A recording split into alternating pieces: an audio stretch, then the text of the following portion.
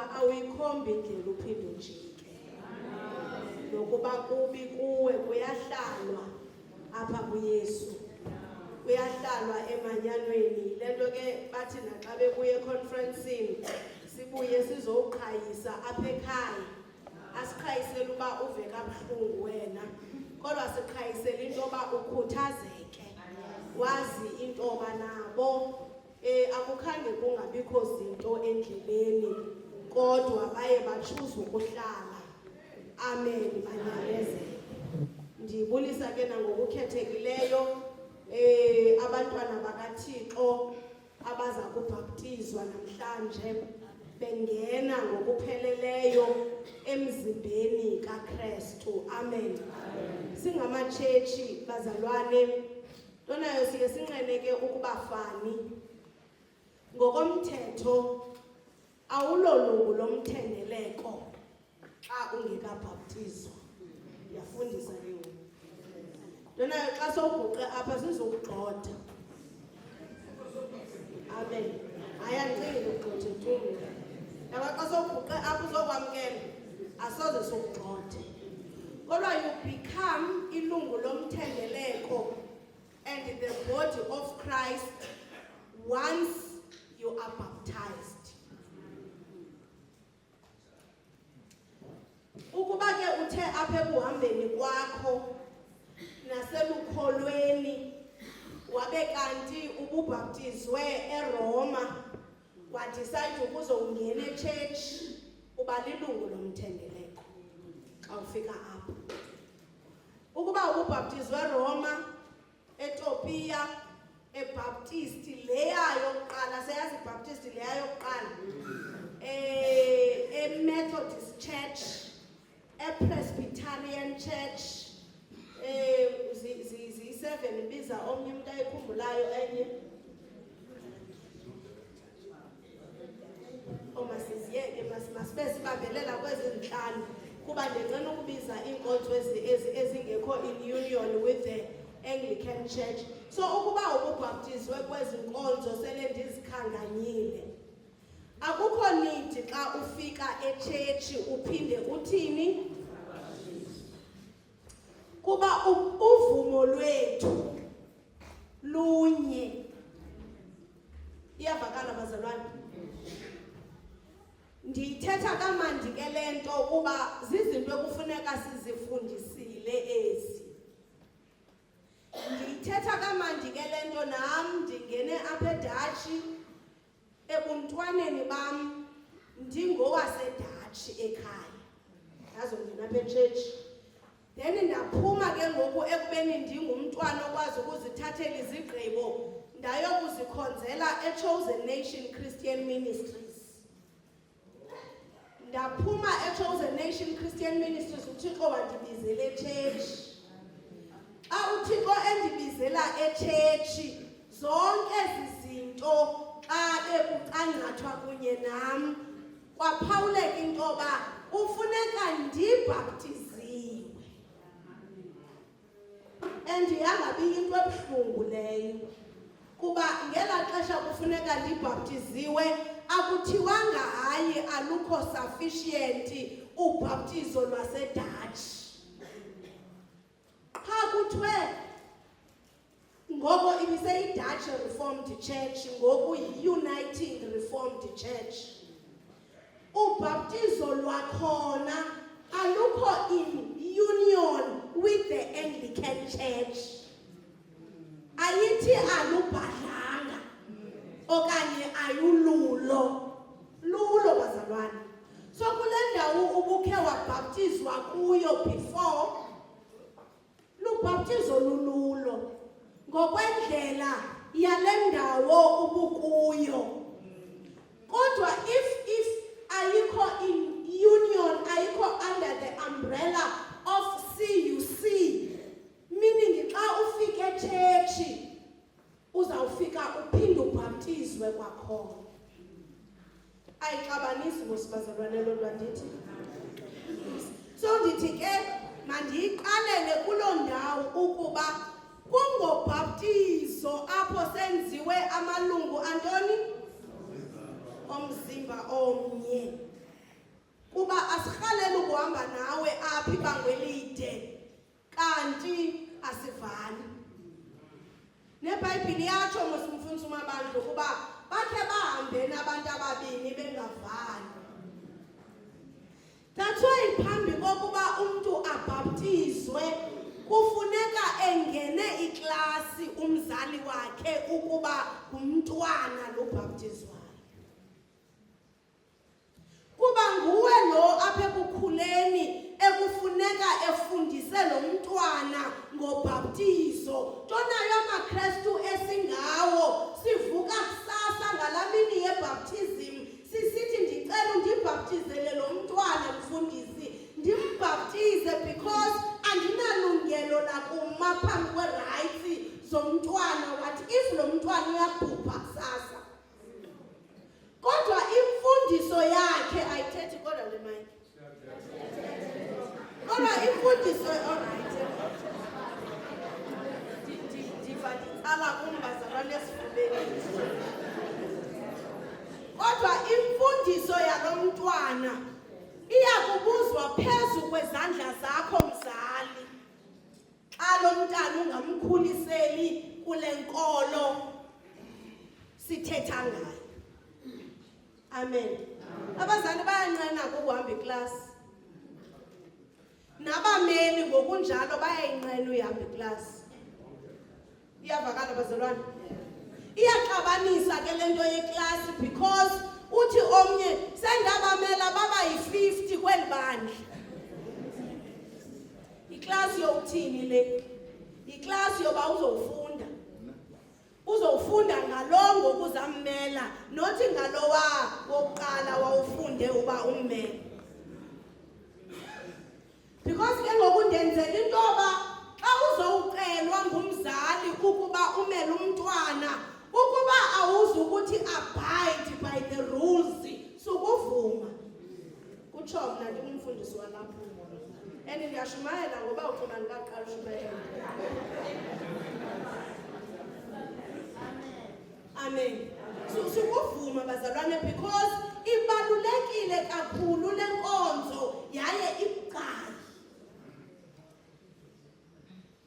Uyabona ke xa sele ubhaptizwa umdala, hayi manje gqithile ngoku. Ke wena ke mntu ubhaptizwa umdala awudingi kwammeli. Into endizawuvela ndiyenze, ndizawuvela ndithi mfundisi ubani ndicela undijongele lo mrhamente. Ukwenzela uba xa ulahlekile ndikubuze komnye wabefundisi apha. Kaloku awunammeli ndithi. So ibalulekile kakhulu ke bazalwane le nkonzo. Kangangendlela ebaluleke ngayo uzawusiva apha emveni koba sigqibile ukubhaptiza. Silibandla si-excited sithini bazalwane? Oniphelele nje kanjani? Amen. Iyadlula kaloku andithi. Xa siyibambile ke ngoku la first line ithini bazalwane? So baptism is very important. Ibaluleke ngaphezu bazalwane kwezinto zonke. Inkonzo ibona lento yokuba awube kwizandla ungabhaptizwanga.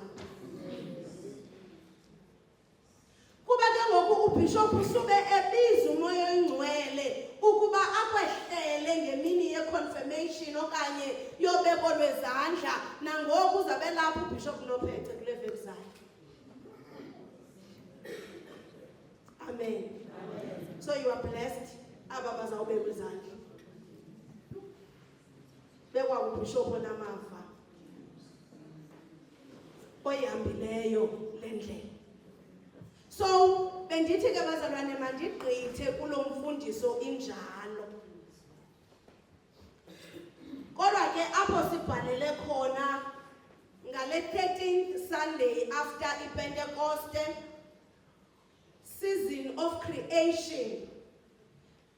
Yabona ke oGreen Anglican bazakuxelela kakuhle into ba bavela bangathethi tu. Kodwa xa ulahla iphepha iplastic nayo yonke into ilahla phaphandle endaweni yoba uyifake emgqomeni bathatha ngokuthi jep bakujamele uvela uziqonde ikhona lento wrong uyenzileyo. Lixesha lokuba sinakekele indalo kaThixo eli. Lixesha lento kuba ndizabagada kaba batyalileyo apha egadini yam. Ukuba kaloku ningazowutyala apha nitogqiba ningayikhathaleli le nto niyityalileyo. Iyavakala bazalwane. Lixesha lokunakekela indalo kaThixo phakathi kwalo mcimbi we-climate change. Abana kanti ndiziqondi kakuhle zazi nto nam zange ndizifunde kakuhle esikolweni. Kodwa ndiye ndive kuthethwa nge-climate change ethi nongcoliso olu silwenzayo apha phandle liyawungcolisa umoya lo siwuphefumlayo. So xa ucinga yabona ke le nto omnye umntu wawucinga ndithetha intsomi. Kwathina siyachuba apha ecaweni endlini kaThixo. Sichuba ilekese kwilahla abaphantsi phepha futhi ulishiye. Iyavakala bazalwane. Siyahlafuna itshungama siyikhuphe siyincamathisele lapha ezitulweni siyishiye. Ungcoliso bazalwane alukho in line with uThixo. Yintoni le nto ishuyelwa ngathini namhlanje? Hayi tshumayelo bazalwane. Ithini iBhayibhile ithi sithini isingesi abana ngingana ukukhumsha into wrong kaloku futhi awumakuthi yakhumsha emacifeni. Ithi cleanliness nendibiza right? Yes. Is next to Godliness. ngoku xa ulahla apha phandle nalapha phantsi ke ngoku usekuThixo. Yinyanga lena bazalwane yabantu abatsha, abantu abancinci, young people. Kangubana ngokuba besingaxakekanga bekufanele uba le nyanga yonke inkonzo ziqhutywa ngabantu abatsha. Bebesibonisile ke apha izolo thina abantu bebekhona emvuselelweni besithi overcoming temptations.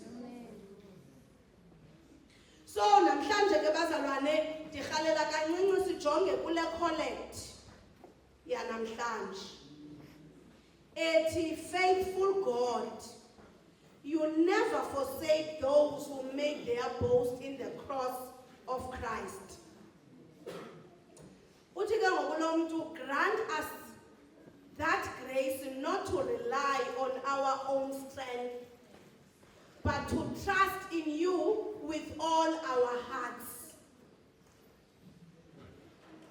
Khalela ke sibonisane ngale migca mibini yokuba sincede usiphe ubabalo lokuba singaxhomekeki kwawethu amandla. Umvumde sithi mna ndinabani ndixhomekeke kum. Amen. Kodwa namhlanje izwi likaThixo lithi Nkosi ndicela ukuba undiphe ubabalo lokuba ndingaxhomekeki kum kodwa ndixhomekeke emnqamlezweni kaKristu ngenhliziyo yami yonke. Ayikhwalifaye uLuka kulevangeli apho uYesu elandelwa sisihlwele. Sithi simlandela njalo ajike ajonge kuso athi ukuba ubani uza kum angamthiyi uyise nonina nomfazi nabantwana nabazalwane nodade nobakhe ubomi akanaba ngumfundi wam. Uthini kahle kahle uYesu apha kuba awusifundisi uba masithandane andithi? Kutheni ngokeza kwenza umzekelo wokuba ukuba umuntu uthi angamthiyi bonke aba bantu bachaziweyo apha athogqiba ajongise nakwesakhe isiqu akanakho ukuba ngumfundi wam. Uthi uYesu kwesi sihlwele nakuthi namhlanje phambi kokuba ube ngumfundi wakhe ulandele yena fully sukuboasta about izinto nabantu obathembileyo. Aba bantu babalwe pha ngentla zizinto izinto zethu ezistrongo eziya esithembele ngazo. Hayi bazolana nokubana ngandenza ntoni. Ubuthathu eyukhona akho mntu nondenza nto. So izinto zethu ezistrongo ezi esithembele ngazo esaziyo into yoba ukuba aba bantu bakhona around us ungageza uthanda. Because unomthetheleli.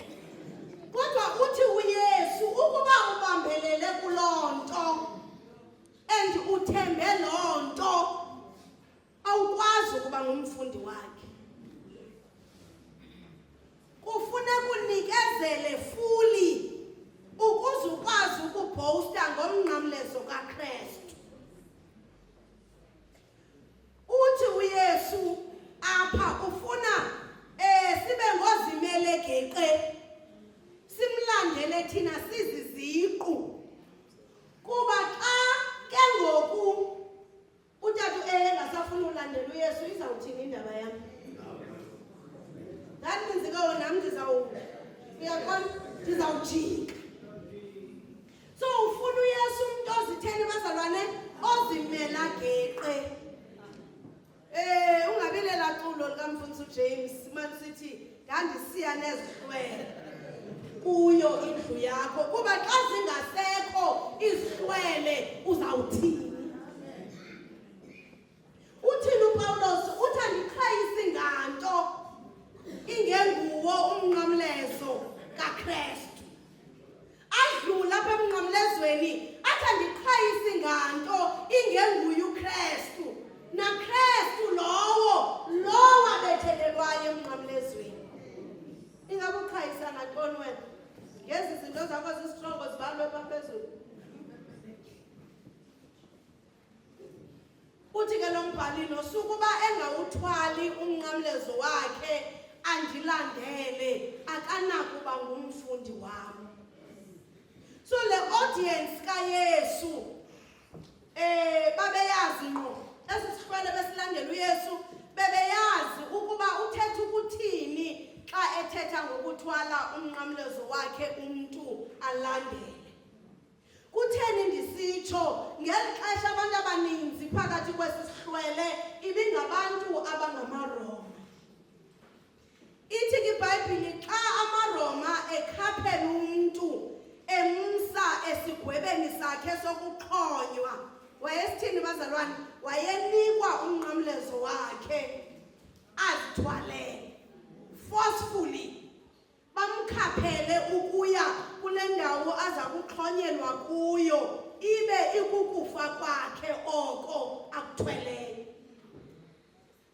So bayayazi le language ithethwa nguYesu yokuba umuntu ukuba akawuthatha umnqamlezo wakhe andilandele azincame abayeke bonke ababapha phezulu akanakho ukuba ngumfundi wami. So ndithi ke ngoku lo ndithetha ngawo namhlanje umnqamlezo uYesu wathetha ngawo ngumnqamlezo wokuphila kwakho. AmaRoma wona ethwalisa umnqamlezo wokufa. Kodwa namhlanje uYesu uthetha ngomnqamlezo usukuthwala umnqamlezo wakho kanti lo mnqamlezo becinga abantu kusekufeni kanti kusekuphileni. Ukudlulise ekufeni ukungenise ebomini obungunaphakade. Wayesenza lo mzekelo ke wento abayithandayo kuba ithi xa uyifunda kwincwadi external source ithi abantu bamaRoma babeyithanda lento yokupanisha umuntu ngokumbethelela emnqamlezweni. Ubonile ngosibani Joyce xa bebethelela uYesu amaJuda. So wayesenza lo mzekelo wento abayithandayo nelisiko labo uYesu ngoba wayefuna ukuthi caught their attention. Emveni koba eyifumene attention yabo angene nzulu agqiba enze comeback strong. Uyazi comeback strong abengathi umuntu uthetha le language uyithethayo. Ajika umuntu athi eyona nto bendiyithetha kukufundisa ukuba abantu bafanelwe total submission to God. Not le. Iyavakala bazalwane. So we need to totally submit enkosini kuba ithi until uncame ubayeke aba makhosikazi abafazi abantwana odade obani bani uthwala umnqamlezo wakho ulandele uYesu awukwazi ukuba ngumfundi kaYesu. Simane siyithetha sithi the cost of being a disciple. Cost of discipleship bazalwane. It's costly kodwa imnandi kuba inendlela ehambekayo. So aba bantu xa bekwazi ukuthobela umthetho wamaRoma kubekephi kumthetho kaKristu. Xa sikwazi ukuthobela umthetho wamaChurch bazalwane simane sisithi akwenziwa kanje eChurch. Andithi siyesithi hayo nto yaseChurch le. Xa sikwazi ukuthobela umthetho waseChurch kubekaphi kumthetho kaKristu. Ngoba umthetho kaKristu uyidlule yonke imithetho. Ukuba abantwana bayakwazi ukuthobela umthetho wasekhaya othi apha ngo6 ziphelele zalapha. Kubekaphi kokaKristu umthetho. So sifanelwe ke abazalwane ukuthobela umthetho kaKristu as much as sithobela umthetho wendawo esikuzo. Uyadlula ke lo mbhali asixelele ngomakhi from verse 28. Uthi kuba nguphi na othi ethanda ukwakha inqaba angahlali phansi kuqala abali indleko ajonge ukuba unazo izinto zokuyigqiba. Amen. Andithi nathi siyakha pha emakhaya phambi koba sakhe sihlala phansi sijonge indleko sijonge uba siyakwazi ukuyakha lento siyigqibe kuba izaba yingxaki indlu eyakhiwe yayekwa phakathi. Iba libhodlo andithi nawe uba nenhloni nguwe ukuba bendiyiqalela ntoni nalento ndingazuyigqiba.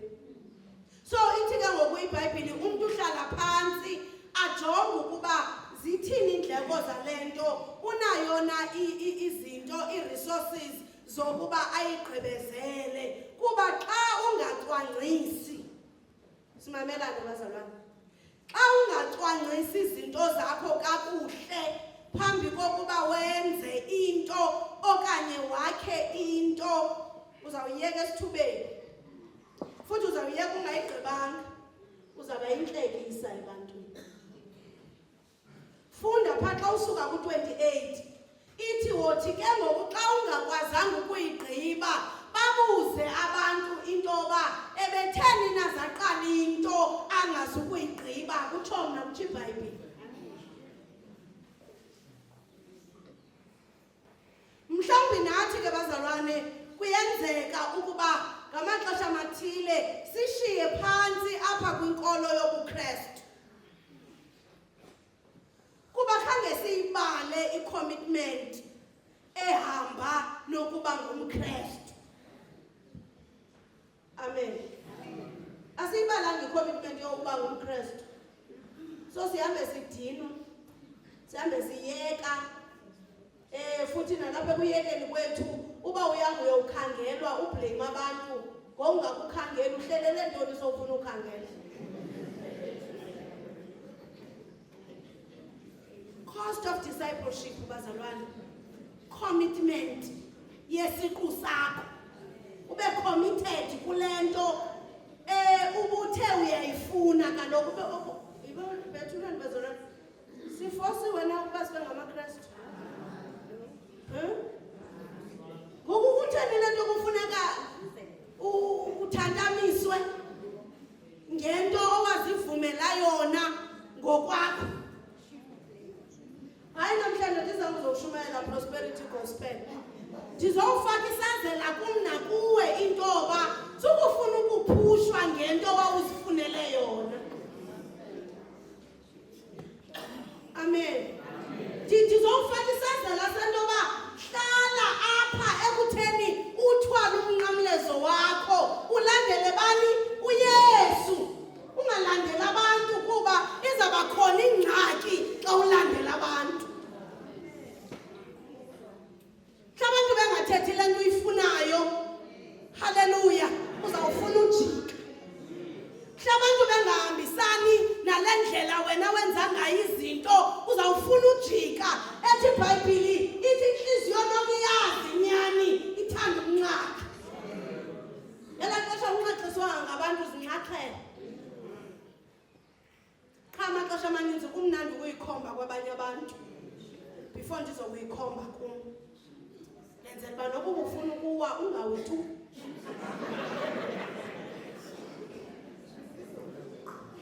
Commitment bazalwane ehamba nokuba ngubani umKristu. I-commitment ehamba nokuba ngumlandeli kaYesu. Ungabe ngumlandeli wecawa. Azawuzofika kufika iphinde kufike enye ipandemic.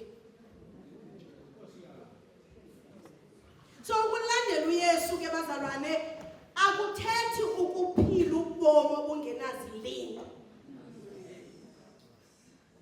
Ulandela uYesu ayithi loo nto uzawuba yibhotolo nejem all the time. Ayiyona ibhotolo nejem iba khona shem. Don't we do not recognize xa sisebhotolweni nasejemini. Si-recognize only xa sisemeveni. Bekukhona sifuna ubuza uThixo uba uphi na kaloku lo Thixo ndimkhonzayo. Kodwa we do not sinqabile ukurecognize ijem nebhotolo. Futhi sibuye sizowuthi, hey bazalwane bam, ndihambe ebhotolweni nejem. Sifuna ukutestifya only xa sihamba emeveni. Amen. So ndizokuthi namhlanje testify nangento encinci uThixo akwenzele yona. Usuke ke ngamaxesha athile kugqame amantshili ibe namabamba kwizinto endizenzelwa nguThixo. Ndiyasivavula ndathi. Njengoba kunale nto ndiyiphiwe nguThixo indenze ndingabisazi nozobulela kuye, ndibe nomcimbi omkhulu wenyanga yonke kuba andenzela amabamba namantsheli.